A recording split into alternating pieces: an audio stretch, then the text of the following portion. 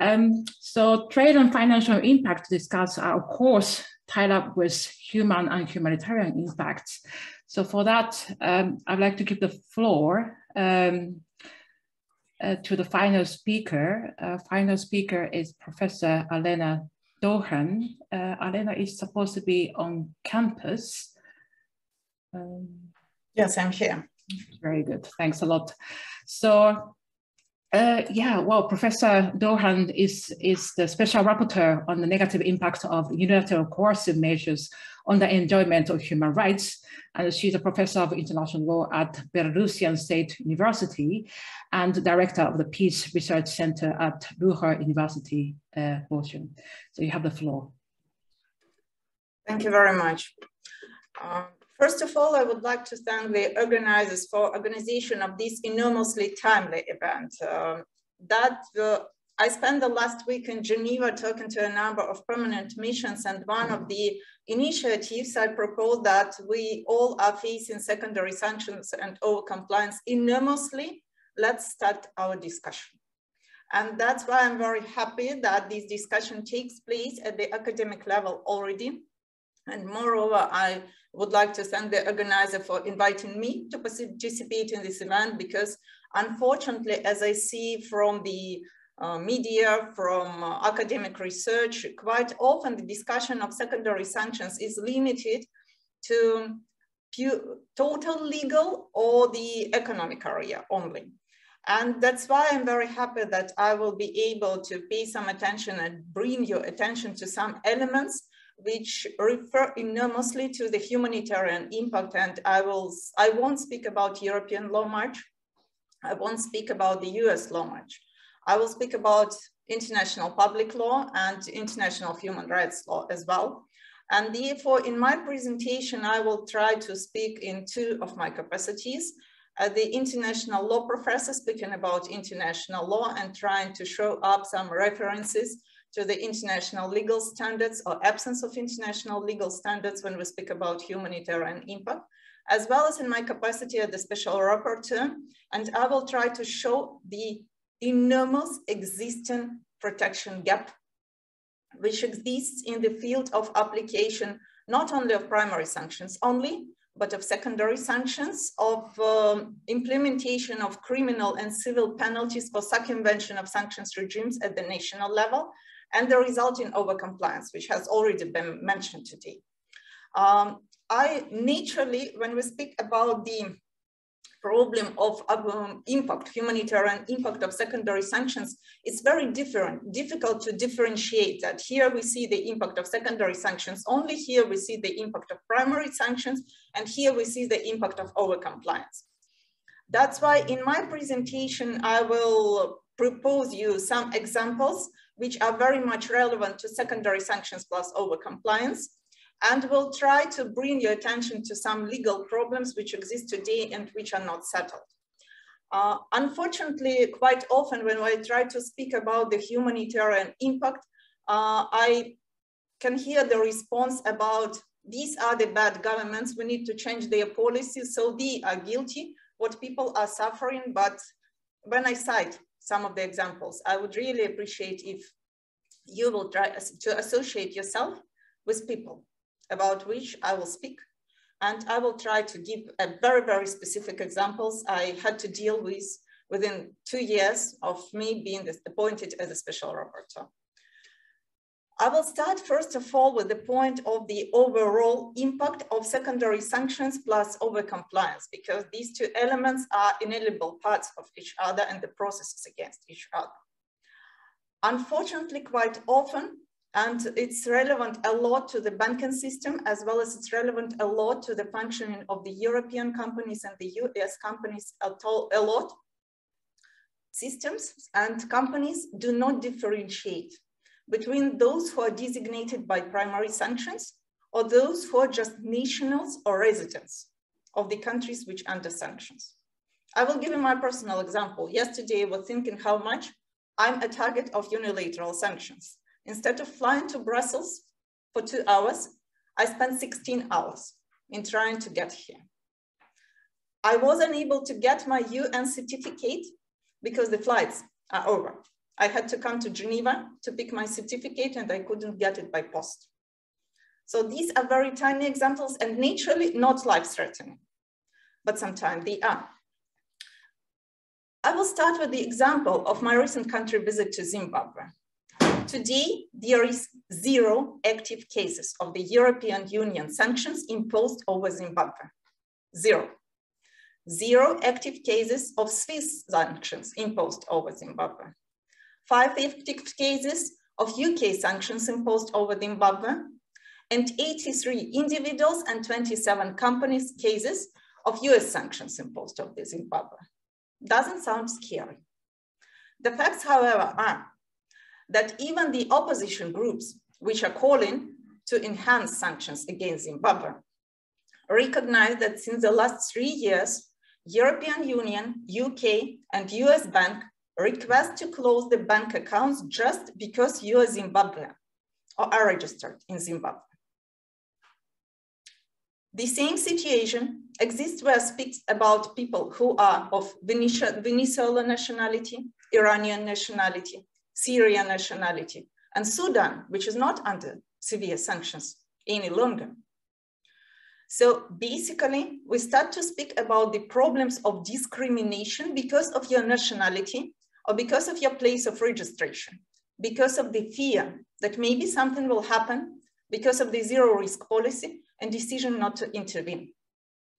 The same situation exists when one speaks about being involved in any trade relations.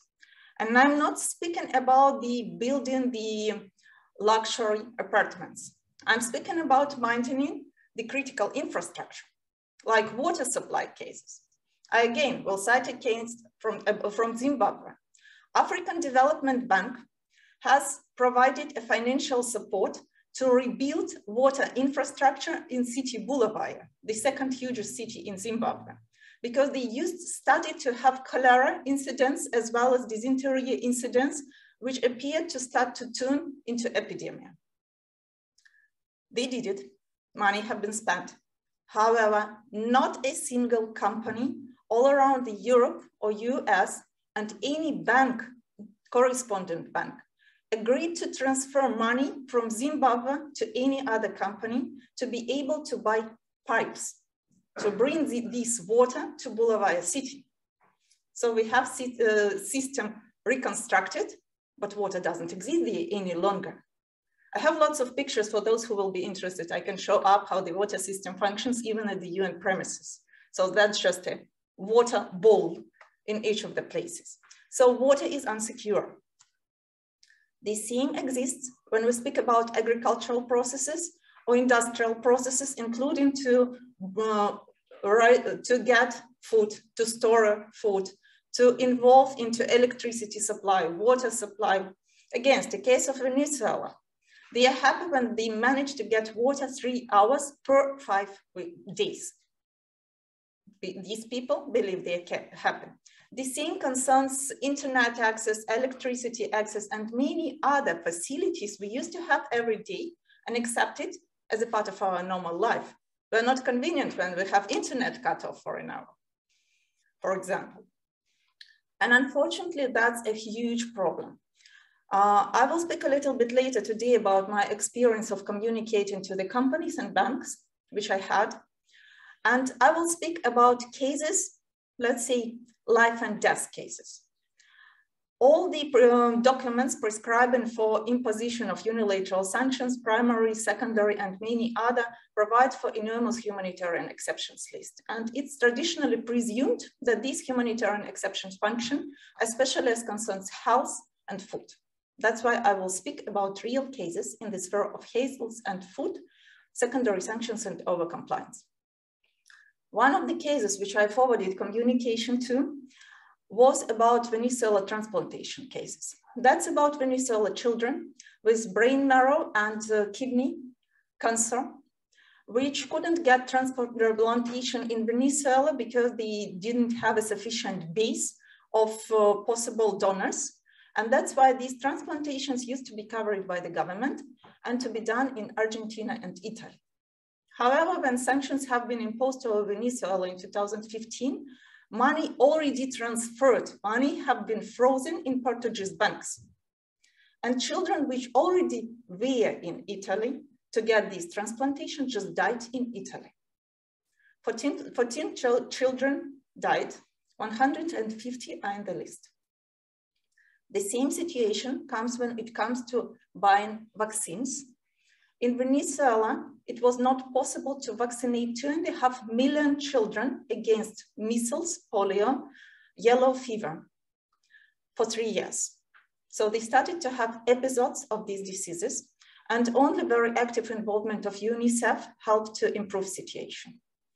The same situation exists as concerns the treatment of people with HIV. The impossibility to do a bank transfer and rejection of companies to sell necessary medicine resulted in the rise of death cases of people with HIV from 2,300 per year to 5,700 per year. That's the statistics. These are figures. These are life-saving treatment, tests, and medicine.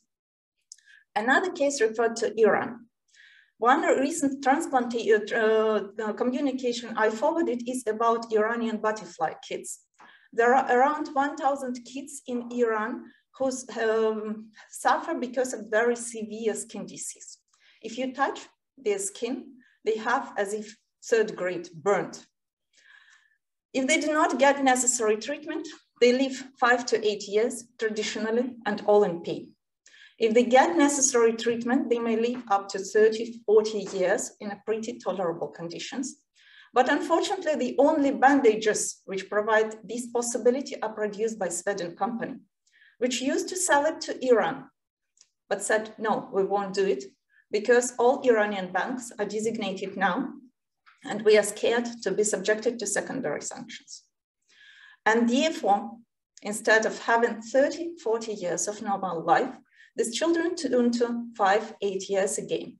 I forwarded communication, but didn't receive any reply, either from the company or from the government.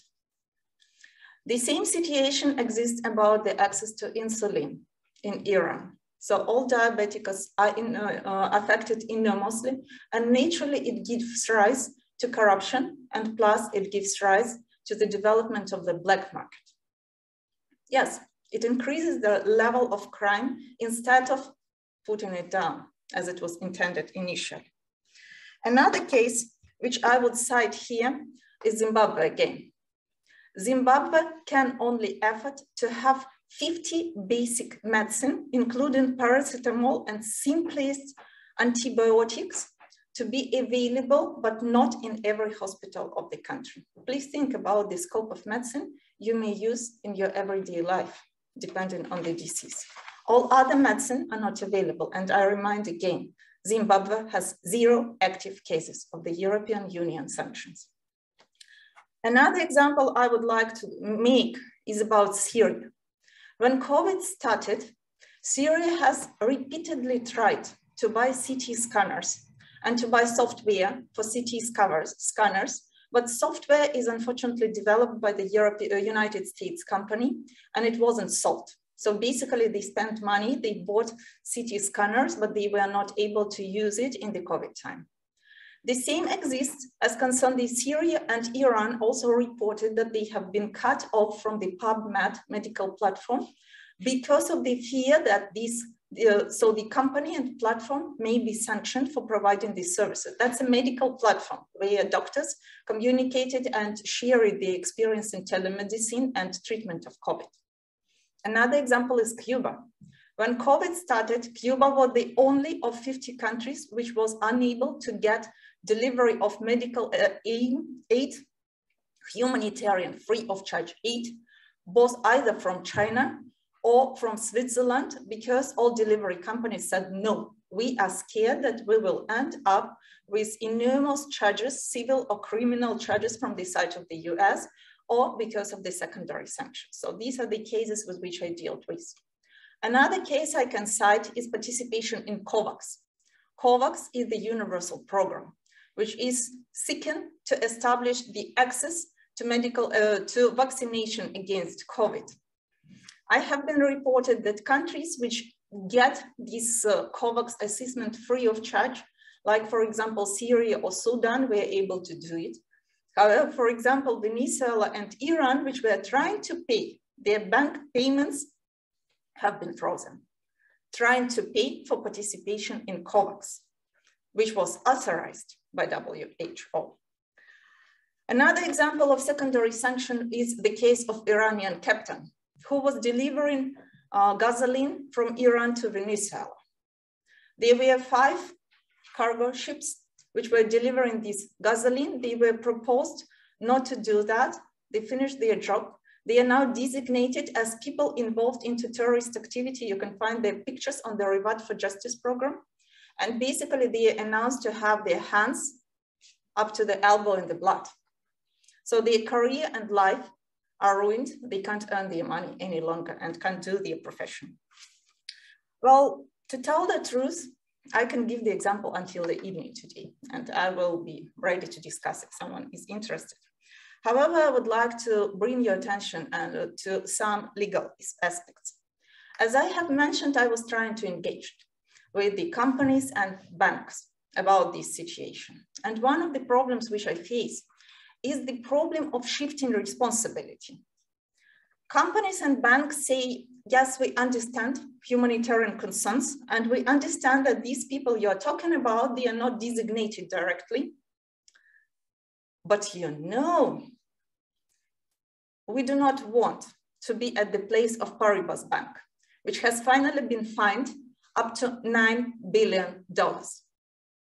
We do not want to end up as banks in Zimbabwe, which have been fined from $1 to $500 million each. And therefore, we would prefer to de-risk. Zero risk policy is nice. Please tell the governments that they need to guarantee that we won't be affected. And naturally, I talked to the governments, and I talked to the European Union, several institutions. And the response I received was that our humanitarian exceptions mechanisms explain that the companies shouldn't comply with someone else's sanctions, but what we can do if they comply. But let's look in the face of the reality. If companies won't comply with this sanctions regime, they will bankrupt. Another case which I was willing to mention, that's why I was speaking about health and food sector, is my cooperation with non-governmental organizations. Those organizations which deliver humanitarian aid, most of which are based either in US or in the European Union. And the main request they do when communicate to them was, please do not name any of our names. Do not even mention that we talk to you, because we will lose all the donations and we won't be able, we already had situation when our bank transfers have been frozen, when our bank accounts are frozen. I will give you a specific figure. When I was in Zimbabwe country visit, the UN country team sent 123 invitations to 123 humanitarian NGOs. 3 of them has shown up. 3 of 123. And those 3 told me, you know, it's not for sure, but it may happen that we will lose the possibility to function further just because we talk to you. Because banks will decide not to deal with us any longer, and donors will decide the same. And that's a problem of fear. And we're not speaking about, again, building something luxury. We're speaking about delivering the basic humanitarian needs and basic medicine. That's why the majority of humanitarian NGOs always shares information, but says, please transfer our concerns, but do not name our names because we are scared. Unfortunately, the same situation exists in the sphere of business when businesses choose zero risk policy. And unfortunately, since recently, I started to see the same situation as in the academic circles. Some academics told me that we won't be ready to speak at the conferences which are organized by so-called bad guys, like Russia, China, or Venezuela, because maybe we have heard that there are cases that the US scholar lost his job because inviting 3 Iranian scholars to speak at the conference. It may be a rumor, I do not know, but that's what some people share. And that's why, unfortunately, the comprehensive element of secondary sanctions, civil and criminal penalties, as well as the overcompliance with sanctions give rise to this enormous feeling of fear affecting human rights of people. I'm not speaking about those who are designated directly. I'm speaking about overall population of the country, enormously. Naturally, there are lots of problems from the sphere of international public law and from the sphere of international human rights law. We can speak about extraterritorial jurisdiction. We can speak about the reference between FATF and money laundering regimes and the zero risk policy. We can speak about anti-corruption schemes. But what I can clearly observe in the majority of countries, and that's why I'm so grateful for the example about Belarus as the source of caviar and shrimps. Naturally, and I have been reported in many countries about that, when the government or the companies can't sell something directly and transparently, they will do it indirectly and intransparently, establishing the new layer of corruption, establishing the new layer of mediation. And sometimes it's not only given rise to the crime level in the countries which are under sanction, it gives rise to the crime level of organized transboundary crime in every country, including the European Union. For example, in Zimbabwe, I have been cited a number of German or American companies which are involved in the circumvention in sanctions regimes, absolutely non-transparent and without any control over the money flow. Naturally, we're speaking about many other elements. We're speaking about the effective control mechanism. When I would refer to the decisions of the European Court of Human Rights. When countries sorry, Elena, for interrupting you, but I think we have to wrap up, I'm afraid. I will be very fast, so I will finish within a minute. I won't speak about many other elements, but they do exist. And as concerned the initiatives, I issued a call for contributions as concerned secondary sanctions and overcompliance for preparation of my report to the General Assembly in 2022. That's why all of you are welcomed. I ask my colleagues to share it at all international law blogs, and it's on the web page of the mandate, so all of them are welcomed. I also try to initiate multi-layer consultations within the United Nations with involvement of banks, countries, and companies to decide what to do to minimize humanitarian effect of secondary sanctions and overcompliance of secondary sanctions. And I hope very much that it will be possible to do it.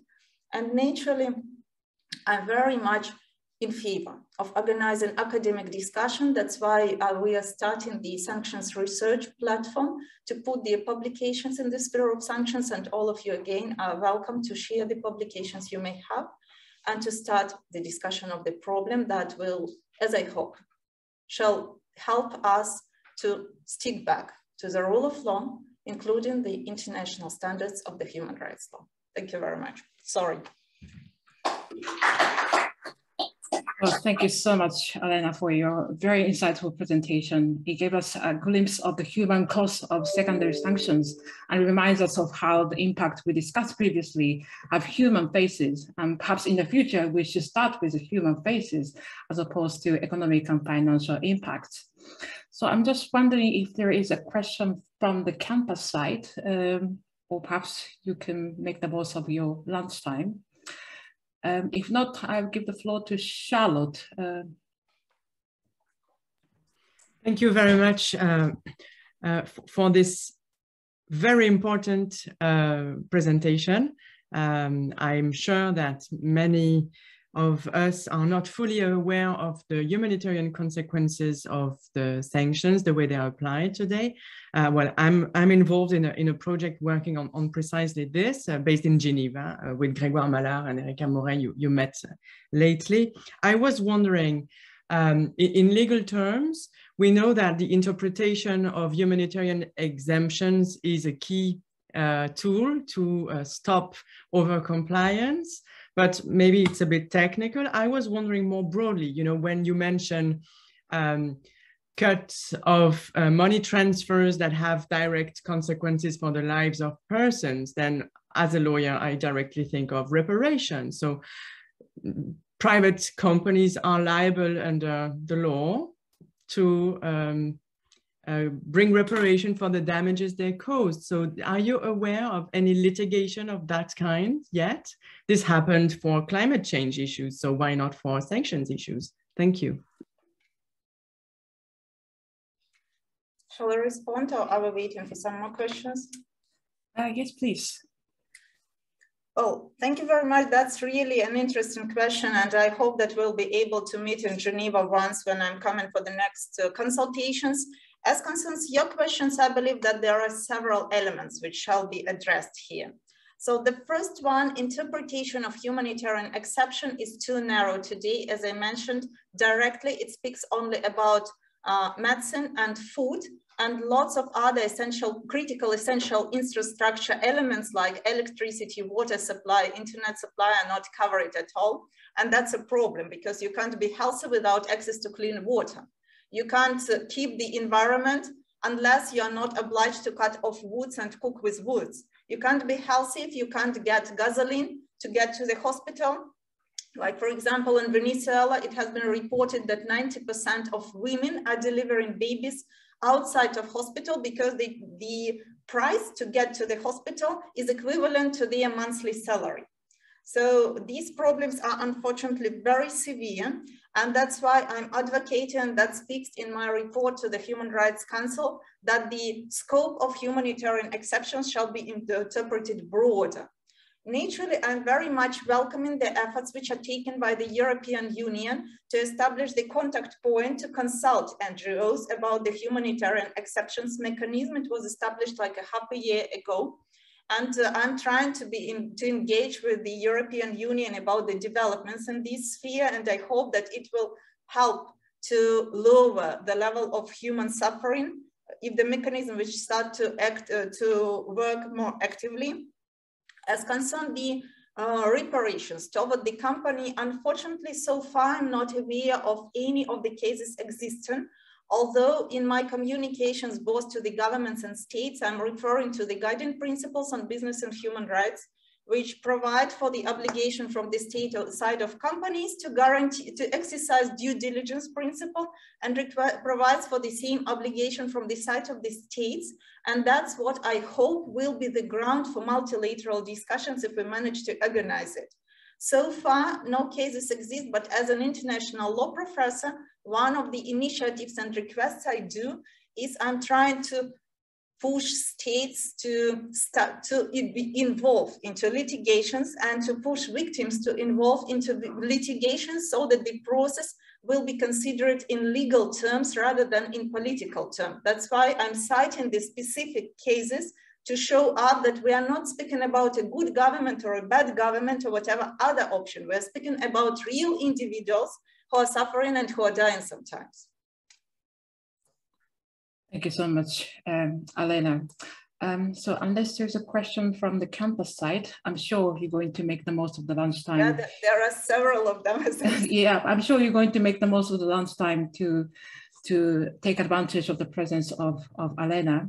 So thank you so much. And the panel highlighted the enormous human, trade and financial impacts, and the insight about these impacts will serve as a basis for the rest of the conference.